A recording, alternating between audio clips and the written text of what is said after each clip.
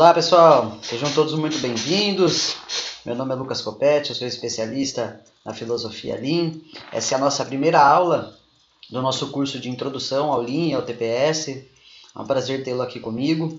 Como eu falei para vocês na nossa abertura, a minha ideia aqui é falar sobre ferramenta Lean, é passar para vocês um pouco do conhecimento que eu tenho e criar atalhos para que no dia a dia de vocês consigam aplicar essas ferramentas de uma forma bem prática e que venham, né, a trazer resultado naquilo que vocês executam. Então, vamos começar de uma forma bastante prática. Eu estou trazendo aqui um case de aplicação para contextualizar, né, e vocês entenderem a situação. Uma grande empresa, uma área de montagem. Essa empresa tinha feito uma série de aportes, de investimentos em máquinas, em novos equipamentos, novas tecnologias, em automações, porque ela tinha uma limitação de capacidade. Então, um momento em que havia um crescimento muito grande de demanda, e essa empresa começou a trabalhar o investimento, né, para poder atender aquela demanda. Contudo, os investimentos eles ainda não haviam permitido que houvesse crescimento suficiente na capacidade produtiva para atender a realidade atual. Então, aqui nós aplicamos um conceito de takt time para poder reorganizar as linhas de produção, né, as células de trabalho, né? Então aqui eu já quero começar a falar um pouquinho do conceito de takt. Então, gente, takt time é o ritmo do nosso processo. Então, é o ritmo que o nosso processo precisa trabalhar para atender a demanda do cliente, tá certo? Então, esse é um conceito muito simples, muito prático e fundamental. Por que ele é fundamental? Porque todo processo precisa ter um ritmo. Seja uma prestação de serviço, um hospital, seja uma indústria, seja um processo logístico, né? Os caminhões, o despacho dos caminhões, né? Existe um ritmo, um takt, um ritmo que o teu processo precisa trabalhar, e se ele ficar atrás desse ritmo, o seu cliente não vai ser atendido, sua demanda não vai ser atendida. E uma demanda não atendida, um serviço não prestado, vai impactar em redução de receita, né? Vai aumentar ali os seus custos, né? Então, é importantíssimo que cada processo, independente do negócio, esteja adequado ao ritmo. Então, a primeira coisa que nós fizemos dentro dessa empresa foi calcular o takt time de cada um dos centros de trabalho, de cada uma das linhas de produção. E como a gente fez isso? Primeiro passo, a gente pegou o tempo disponível de cada célula, de cada centro de trabalho, cada linha de produção. O que é o tempo disponível, gente? O horário de operação, né? Quantos minutos a gente tem por dia de operação. Como é que a gente faz isso? A gente pega o nosso tempo total. Meu turno é de 8 horas.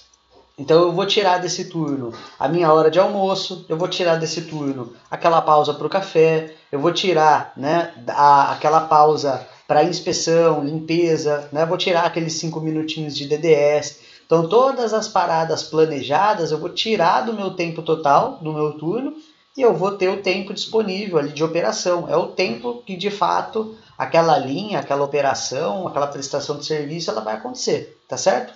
E no denominador eu vou colocar a demanda diária do meu cliente. Então nesse caso aqui era em peça, né, em produto. Mas no seu caso pode ser quantidade de atendimentos, pode ser quantidade de coletas, pode ser quantidade de itens a serem separados, aí depende do teu negócio. Você vai encontrar ali o seu denominador e a sua unidade de medida. Então aqui nesse exemplo, gente, o nosso takt, nosso tempo disponível era de 960 minutos e a nossa demanda de 32 peças. Então se a gente fizer essa conta, o nosso takt é de 30 minutos por peça. O que significa isso, gente? Significa que nessa linha, né, de produção, neste processo, a cada 30 minutos uma peça tinha que ser liberada completinha, prontinha. Se a gente cumprisse esse ritmo, a gente conseguiria atender a demanda do cliente com 100%, né, do nível de atendimento. A gente não atrasaria nada, né, e cumpriria a demanda do cliente. Então esse é o primeiro passo, pessoal, que é extremamente importante. E quando a gente olha o ritmo, tem uma coisa interessante aí, é que a gente consegue monitorar, né? A gente consegue de hora em hora, ou de meia em meia hora, né, a gente consegue saber se o processo está sendo capaz de atender a demanda. Então, nesse caso, nós criamos quadros de acompanhamento da produção, né, e nesses quadros a gente tinha ali o apontamento hora a hora da produção, né? Então, se a cada 30 minutos tem que sair uma peça, a cada hora tinha que ter 2 peças produzidas. Se nós estivéssemos atrás da meta, alguém teria que atuar. E aí vem outros conceitos, a gente implementou ali o papel do team leader, a gente implementou a cadeia de ajuda, né, a gestão da rotina para tratar ali diariamente os resultados do dia anterior ou acumulado. Aí a gente vai incluindo, mas é importante aqui que vocês nesse momento entendam esse conceito do TACT. A partir do momento que eu determino o meu ritmo, eu consigo acompanhar o meu processo para saber se ele está sendo capaz ou não de atender a demanda. Independente do meu processo, o que ele faz, se é serviço, se é logística, se é recrutamento e seleção, né? O que vai mudar muitas vezes é a unidade de medida.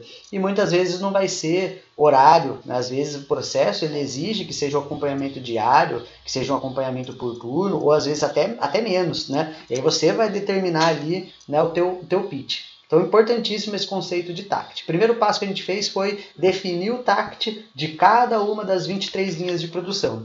Feito essa definição do TACT, nós fomos para a etapa de medição. Qual é a etapa de medição? O que significa isso? Nós fomos cronometrar cada um dos produtos, né, ou do 80% do Pareto, né, que é um conceito para a gente falar depois, quem não conhece, depois eu vou deixar um link aí falando sobre Pareto, para entender também como é que usa essa ferramenta, mas a gente pegou o que representava 80% do volume de produção, né, ou seja, aquilo que mais mais passa pela linha de produção, né? E esses produtos nós fizemos um estudo de tempo, uma cronoanálise, uma cronometragem. E a partir dessa cronometragem de cada uma das atividades, nós chegamos nesse gráfico de balanceamento de operação. O que é esse gráfico? É um resumo do tempo de cada atividade em cada posto de trabalho. Então aí nós temos 3 postos de trabalho e nós temos os tempos de cada atividade em cada posto de trabalho. O que é possível enxergar quando a gente olha para o gráfico de balanceamento de operação? Primeiro, a gente tem o nosso TACT aí, que é a linha. E aí, em cada posto, a gente tem o tempo total da operação, que é a soma de cada atividade que acontece naquele posto de trabalho. E o que a gente observa nesse gráfico? A gente observa que o posto 1 tem ociosidade, que o posto 2 está acima do TACT, ou seja, ele é um gargalo, e que o posto 3 ele também tem ociosidade, né? Se comparado ao TACT, e se comparado também ao posto 2. Ou seja, o nosso processo não está balanceado, o nosso processo tem desperdícios, né? Tem ociosidades e tem gargalos. Então, qual que é o nosso papel nesse momento? É fazer, primeiro, com que o nosso processo esteja adequado ao TACT. Então, aonde tem o gargalo no posto 2, eu preciso realocar essa tarefa ou eu preciso melhorar ela. Eu preciso reduzir o tempo dela. Mas como eu sei que aí não está balanceado e eu posso distribuir atividades para o posto 1 e para o posto 2, é isso que eu vou fazer. Então, o que nós tivemos de estado futuro? Um balanceamento desse processo, uma redistribuição das operações e a disponibilização de uma mão de obra. Então, vejam bem, pessoal, é um processo que foi feito investimento, as melhores máquinas, equipamentos novos, mas que ainda não estava atendendo a capacidade necessária. Então, se a gente vai naquela linha de continuar fazendo os investimentos, com certeza, se eu coloco uma máquina nova, eu aumento a minha capacidade de produzir, isso é fato, mas com o investimento, e eu vou aumentar também lá no meu custo com mão de obra, né? Porque eu vou ter que contratar uma pessoa. Aqui não, gente, aqui a gente passou a usar melhor o recurso que já existia, a gente disponibilizou uma mão de obra para poder executar uma tarefa, uma atividade em outro lugar, e a gente conseguiu reduzir bastante os desperdícios desse processo. Então, para uma empresa que tem necessidade de aumentar a capacidade, não quer investir e também não quer aumentar quadro, né, é uma ferramenta importantíssima. E ali, né, a partir, né, desse desdobramento, desse mapeamento, a gente pode criar os padrões de trabalho, definir a sequência de montagem e elaborar, né, as instruções de trabalho. A gente pode, a partir daí, treinar as pessoas no novo modelo, a gente pode implementar os quadros de acompanhamento da produção, a gente pode estruturar os papéis e responsabilidades da liderança para atuar nesses quadros, identificar os desvios, corrigir né, corrigir o resultado ainda no dia, para que, né, o resultado acumulado da semana, do mês, às vezes até do trimestre, seja perdido sem ninguém atuar, sem ninguém observar, que é outra coisa que acontece muito nas empresas. Então, se você se identifica, se você vê aí, né, que no teu local de trabalho as pessoas produzem, né, e elas não têm uma meta clara, uma meta definida, e se tem, isso não está conectado com a meta do cliente, a demanda do cliente, é uma boa oportunidade para você já aplicar esse conceito no teu negócio, no teu dia a dia, tá bom? Continua, né? As próximas aulas a gente vai falar um pouquinho mais sobre Lean, vai contar a história do TPS, espero vê-lo aqui. Dúvidas, me contatem, me procurem, tá aqui o meu LinkedIn, então estou à disposição para ajudar vocês e que a gente possa avançar juntos nessa jornada. Grande abraço!